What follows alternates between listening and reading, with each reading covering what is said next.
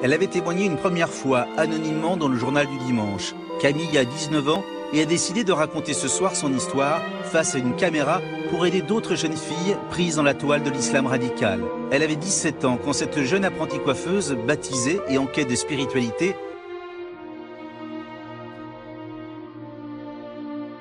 Camille a commencé à surfer sur Internet sur des sites islamistes radicaux. En quelques mois, elle va se radicaliser, se voiler et se marier à un inconnu. Je me suis mis sur Internet à avoir un compte Facebook à 17 ans. Je me suis intéressée à la religion musulmane. Pourquoi?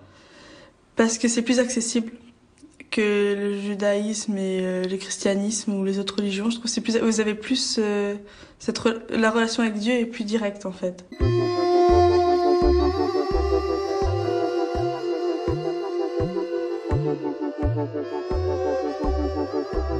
Et là, je me suis mis sur des groupes musulmans, communautés entre musulmans, rencontres entre sœurs. Qu'est-ce que vous racontez ces sœurs, vous appelez des sœurs, qui vous fascinaient tant? Elle vous disait déjà comment il faut pratiquer, à raconter quand elle se mariait, comme un roman, quoi. C'était super beau. C'était comme un chevalier sur un cheval blanc, qui arrivait en fait, voilà, avec la rose à la main, la nuit de noces, super.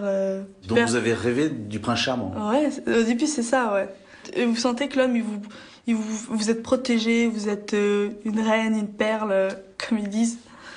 Et voilà. Vous parlez d'une sorte de mécanisme d'endoctrinement. Ouais. Il vous montre la société française qui est contre les musulmans.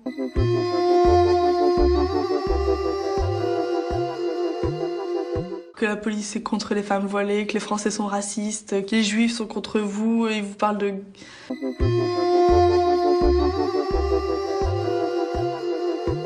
Ils vous donnent des recettes de vie. En fait, chaque chose qu'il y a à faire, ils vous disent comment le faire. Et il y a des explications à tout, au rapport sexuel, à comment boire un verre, à comment rentrer dans une maison, à comment... On a l'impression que ce que vous nous racontez là, c'est pas une histoire de conversion, c'est une sorte de manipulation. Ouais, c'est ça, parce que en fait, il vous parle un peu de religion, mais puis après, il y a toute la méchanceté qui vient, là, et donc ça vous avez envie de tout casser, quoi. Et donc, vous allez changer de comportement, d'ailleurs, au sein de votre famille. Vous allez cesser de partager les repas avec vos parents. Ouais. Vous allez cesser de vous maquiller. Me maquiller, mes sourcils, je m'habillais pas avec des couleurs flashy, toujours sombres. Même le chien... je les touchais plus, non. Je les touchais plus, parce que il disait qu'il fallait se laver plusieurs fois avant de le toucher. Parce que c'était un être impur. Ouais, voilà. Et avec votre mère, avec votre père, comment ça se passait? Oh là, mon père, je pouvais pas le voir. Et ma mère, je lui disais, quand il y aura la guerre, je te mettrai un voile sur la tête pour pas qu'on te tue.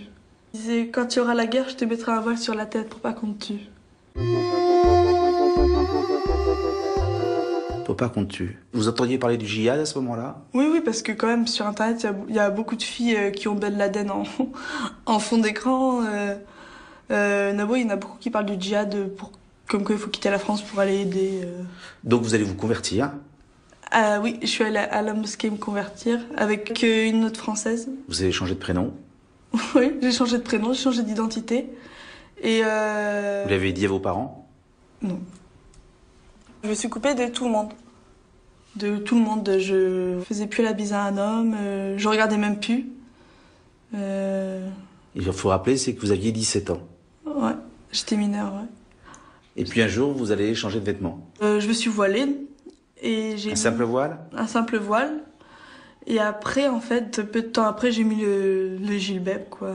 Le gilbeb, c'est un voile... On voit juste... Voilà. On voit juste ça. Voilà, après, on va plus voir contour identitaire, on voit plus rien. Vous appelez ça contour identitaire, votre corps, quoi? Ouais. À part vos mains et votre visage, voilà. Pourquoi vous appelez ça contour identitaire? Parce que on vous voit plus. Vous êtes un fantôme, un drap qui se déplace. Voilà, vous faites peur aux gens. Voilà. Vous avez aimé porter ce... Oui, parce qu'en fait, bizarrement, vous vous sentez protégé des autres, pas regardé, mais en fin de compte, c'est tout le contraire. Et vous avez rêvé de mariage. Donc vous allez faire une annonce, en tant que mineur, sur Facebook. Oui. L'annonce, c'était jeune sœur de 17 ans, convertie, cherchant à se marier avec un homme tout tralala, quoi, camis, barbe, pantalon au-dessus des chaussettes, qui parle pas aux femmes, voilà. Vous allez trouver des prétendants? Ah oui, plein. Alors là, il y en a plein, oui. Des beaucoup plus vieux, jusqu'à 20 ans de plus, des gens de mon âge, des convertis, beaucoup de convertis quand même. Français? Français. J'ai eu pour la polygamie aussi en Égypte. Mais ça vous choquait pas la polygamie? Non. Vous partagez, ça vous gêne pas parce que ils disent que c'est dans la religion et que c'est normal.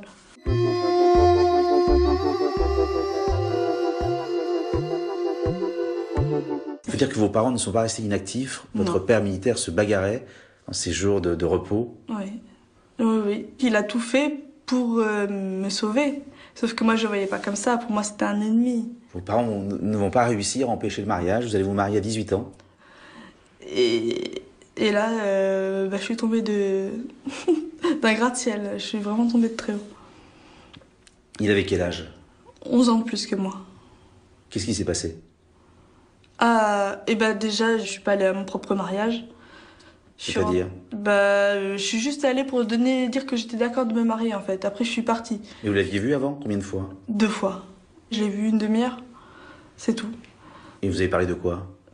De la religion, qu'est-ce qu'il voulait avant de se marier, s'il était d'accord pour la polygamie, les enfants, comment ils pratiquaient, c'est tout.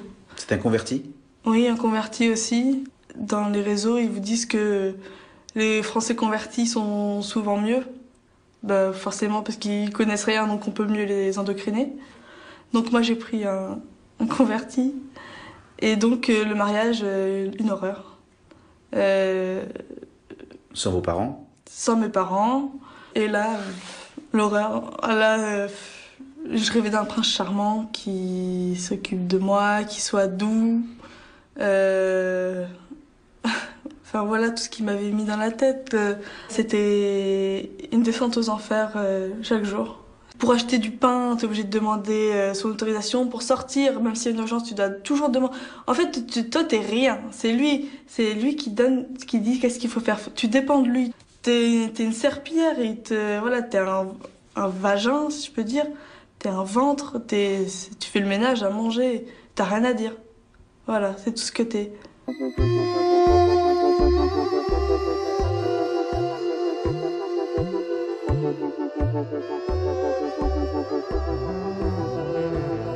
Vous passiez vos journées à faire quoi? Il faut aller vivre comme au Moyen-Âge. C'est-à-dire que quand même, chez moi, j'avais la télé. Quand je montais avec ma mère en voiture, il y avait la musique. Enfin, il y avait la vie, quoi. Et je suis arrivée dans un studio sans télé, sans musique, sans livre, sans décoration au mur. C'est tout. Il n'y avait rien. Heureusement, des fois, j'allais travailler. Il vous a laissé travailler? Bah oui, il voulait quand même avoir un peu d'argent. C'est ça l'arnaque. Vous déjeuniez à table avec lui? Oui. Oui. Vous dormiez avec lui? Oui. Oui, oui.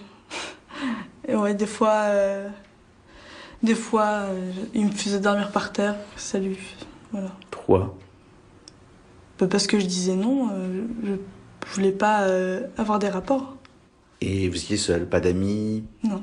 Personne n'a vu ce qui se passait. Parce que j'étais coupée de tout le monde, il n'y avait personne. Votre père a vu, puisqu'il s'est bagarré sans cesse? Ouais, mais mon père, oui. Votre mère a fait une dépression, était hospitalisée tellement elle vivait mal la situation? Elle vivait mal, oui, mais en fait, ma mère, elle a jamais coupé le contact avec moi, elle a toujours été là. Donc c'est ça qui m'a... J'avais un fil qui me raccrochait quand même à quelque chose. Donc il ne faut pas couper le contact? Non, jamais. Vous allez rester combien de temps avec lui? 6 mois. Vous êtes tombée enceinte? Oui. Et c'est quand je suis tombée enceinte que j'ai eu le déclic que on pouvait pas priver la liberté d'expression, la liberté de penser à quelqu'un, parce qu'en fait, vous êtes là, vous êtes une âme perdue dans la maison et vous êtes plus, il y a plus vous réfléchissez plus, vous parlez plus, vous regardez le mur toute la journée, c'est tout. Vous allez tomber enceinte, vous allez tomber malade surtout. Très malade.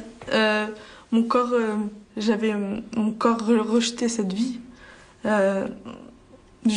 Je vomissais toutes les 10 minutes par terre en train de crever comme une merde. Voilà, c'est tout. Il dormait sur le lit, moi j'étais par terre Lui, il dormait, et moi, j'étais en train de vomir. Et, il partait faire ses prières. Et oui, t'es une comédienne, voilà ce que t'es. J'avais envie de vraiment tout casser parce que ça me dégoûtait, je pouvais plus, c'était pas ça. Et vous allez être hospitalisé? Heureusement, par ma mère, parce que lui, il m'aurait laissé crever. Ma mère a réussi à appeler les pompiers qui viennent me chercher. J'étais hospitalisée, et donc ma mère m'a proposé d'aller chez elle, et je suis jamais repartie. Mais après, en fait, j'ai coupé contact, j'ai demandé le divorce. Donc votre bébé est né? Oui. Votre petite fille a un peu plus de 6 mois? Oui. Elle n'a jamais vu son père? Non, et... Vous avez peur pour vous aujourd'hui et pour vos... Oui, très peur.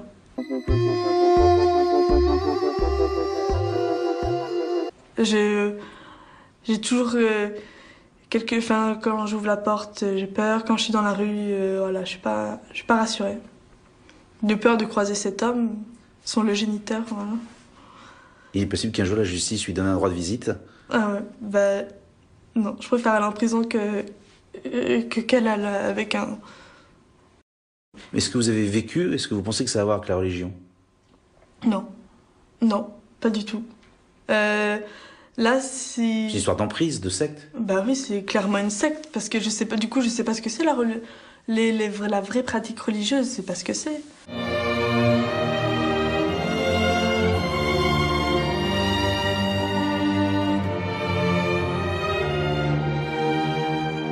C'est comment aujourd'hui avec vos parents? J'ai renoué avec toute ma famille, mes amis d'avant. Je me remaquille, je me pile les sourcils, je m'habille correctement. Je redeviens la fille que j'étais. Et pourquoi vous avez voulu témoigner? J'ai voulu témoigner pour faire passer un message aux autres familles déjà. S'ils ont des enfants dans ce cas-là, pas qu'ils les lâchent. Et faire passer un message au gouvernement qui mette quelque chose en place pour les mineurs. Il y en a beaucoup qui sont sur Internet, qui confondent tout. Personne ne comprend l'emprise mentale sectaire. Il y a rien... Personne ne comprend parce que c'est vraiment subtil. C'est un serpent qui t'étrangle à la fin.